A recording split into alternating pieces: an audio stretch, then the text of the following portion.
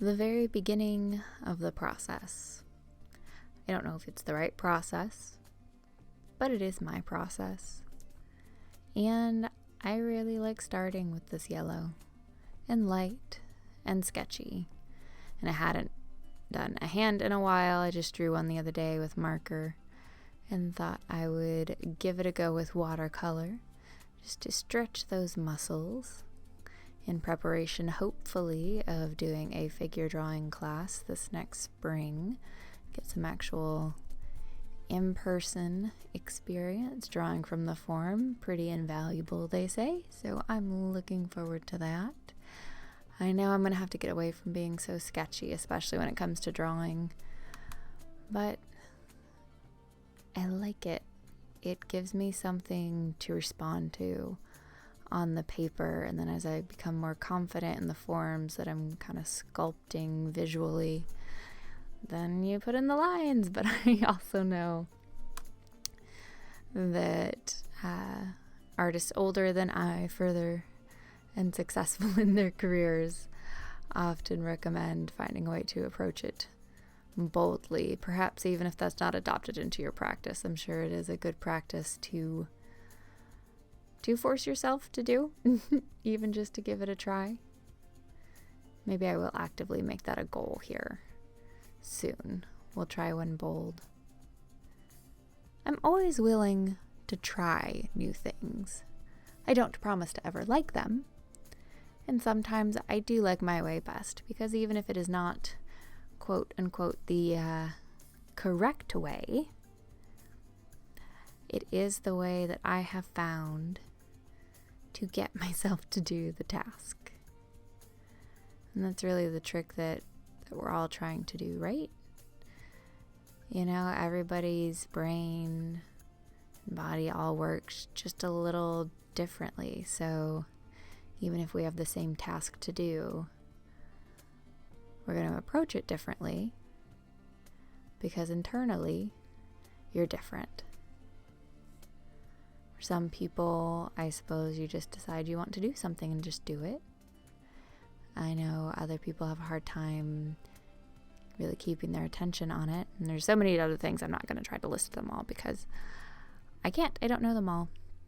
All I know is that if I want to get myself to do something, it's a really funny, almost third-party transaction of convincing myself that I should do the thing. And there ensues the internal conversation of reasons why, perhaps bribing myself to do said thing, as you might bribe another person, but I'm just trying to bribe me.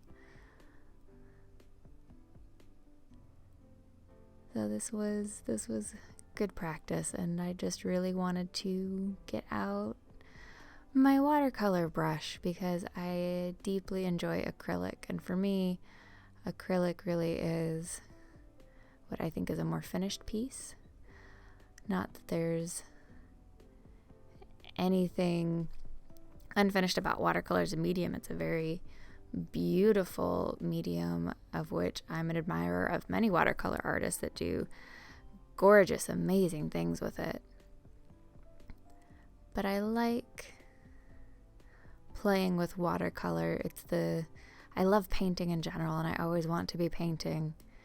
But then I feel like there's different categories that then fall into there, and usually everybody has kind of a favorite medium.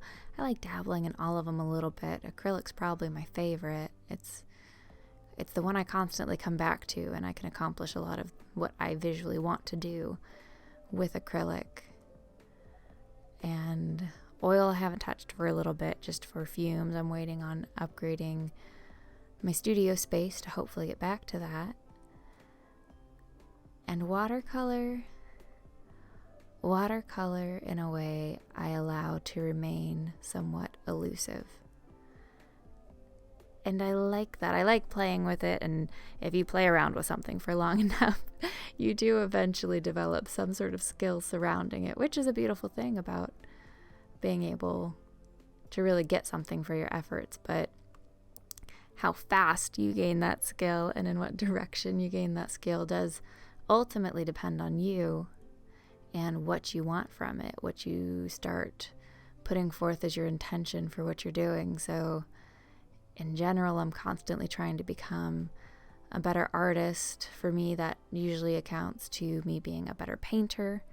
It's my chosen visual communication with the world. And so within that subset, I let watercolor remain the most unfinished, I think.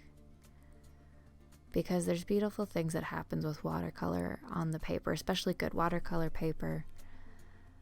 And the way it drags out and you can fill in places, and you can always get some dry brushing, which I know can look very amateurish, apparently, according to what I've read. But I like the effect of dry brushing, and I like splatter and all these fun little things that I suppose usually don't fall into the realm of higher art, but they are genuinely fun.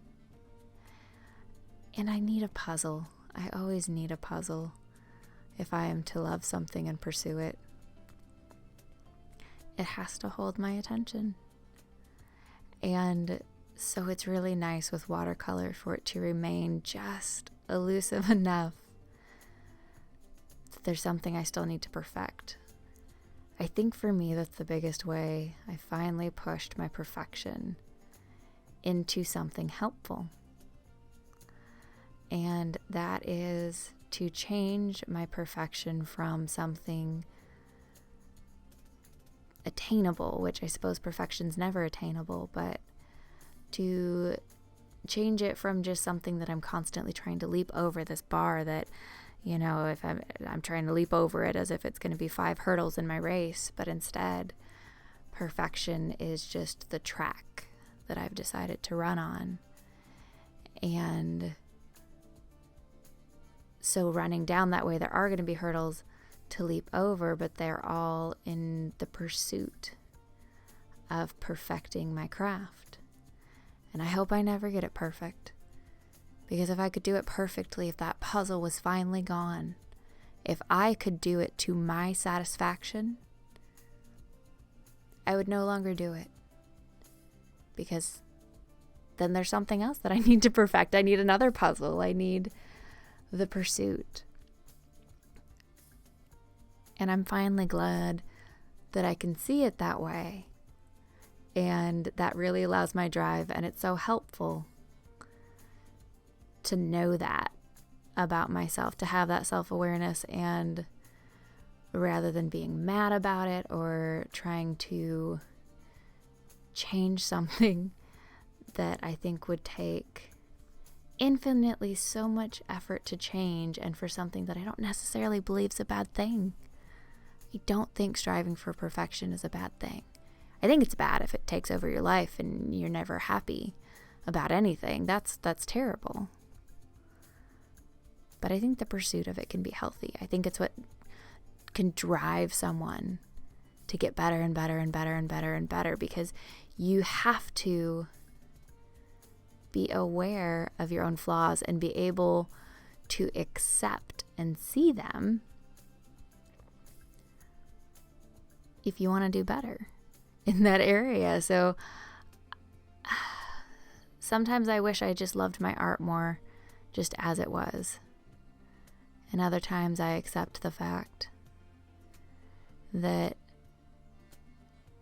I love pieces of it sometimes, and sometimes I do like a piece. But then as the artist, I must subject myself to that internal criticism, because I'm the only one that can make it be something else. Here's to the pursuit. See you next time.